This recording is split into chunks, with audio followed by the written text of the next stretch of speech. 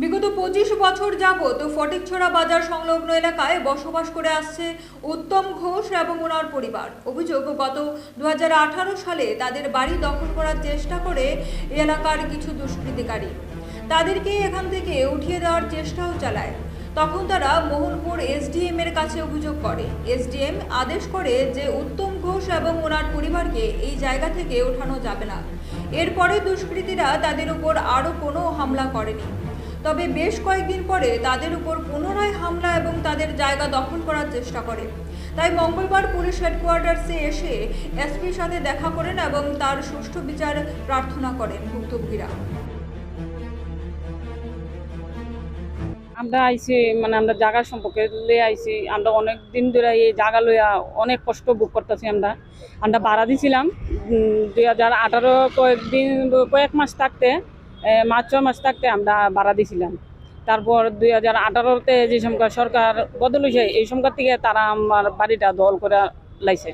Lover পর আমরা SDM আমরা কেস পাইছি, 2.5 বছর কেস পাওয়ার পর আমরা অর্ডার কপি পাইছি।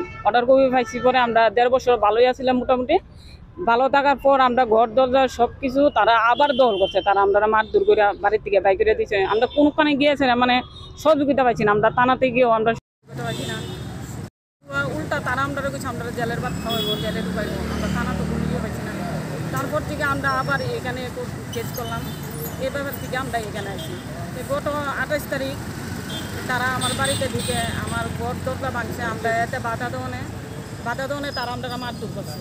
আর আমার ছেলে 16 বছর, আমার ছেলেরে ধরে নিচে থানাতে নিয়ে আমার ছেলেরে 12টার সময় থাকছে। আমার ছেলেরা উমকি দিয়েছে। তারা 18 বছর করে কেস লিখে লাগছে।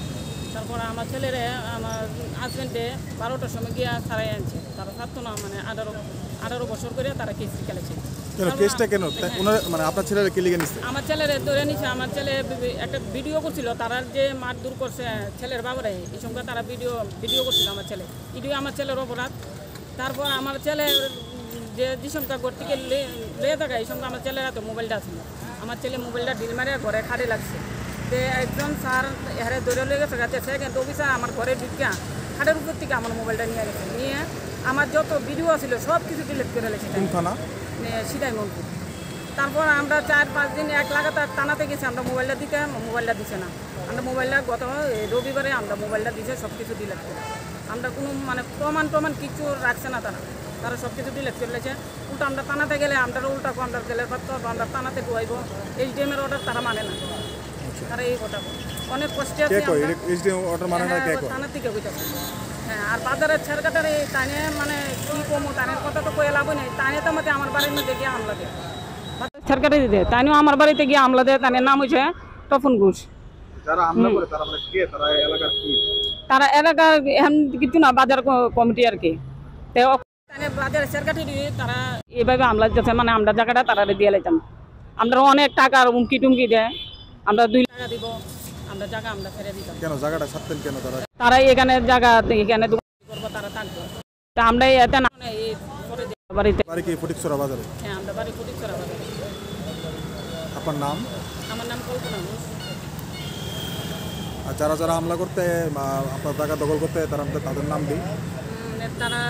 তাদের নাম হচ্ছে জওহরলাল রায়, আর মান্না রায়, আর বাপন রায়, আর মান্টি রায়, তাদের মেয়ে। আর তাদের বউয়ের নামটা আমি ঠিক জানি না। আর তাদের ছেলের বউ আবার কাটিয়া বাবা স্কুলের মাস্টার।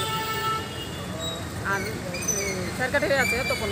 এই যে আপনাদেরকে মারধর করছে, তারপরেও পুলিশ তাদের বিরুদ্ধে কোনো? হ্যাঁ, না পুলিশ তারপরেও তার বিরুদ্ধে কিছু রয়েছে না। পুলিশ তারারই সাপোর্ট করে। এখন কী করবেন এই বিষয়টা নিয়ে?